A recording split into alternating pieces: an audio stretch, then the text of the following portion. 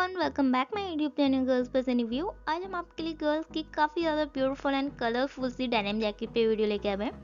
इस टाइप की denim jacket काफ़ी ज़्यादा ब्यूटीफुल सी लगती है और इस टाइप की डेनिम जैकेट हमेशा ट्रेंड में इन रहती है। अगर आप चाहें तो हमारी आज की वीडियो से डेनिम जैकेट्स के कलर्स और डिज़ाइन का आइडिया लेके इस टाइप की डेनिम जैकेट को अपने लिए ट्राई करके देख सकते हैं। आप इस टाइप की डेनिम जैकेट को डिफरेंट टाइप के टॉप एंड बॉटम के साथ में स्टाइल कर सकते हैं। और अगर आप चाहें तो इस टाइप की डेनिम जैकेट को डिफरेंट टाइप की ड्रेसेस के साथ में भी स्टाइल कर सकते हैं।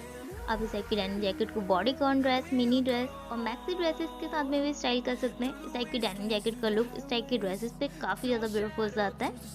और अगर आप फिर भी कंफ्यूज हैं कि आप इस टाइप की डेनिम जैकेट को किस टाइप के टॉप पे, बॉटम या ड्रेसेस के साथ में स्टाइल करें, तो आप हमारी आज की वीडियो से आइडिया ले सकते हैं।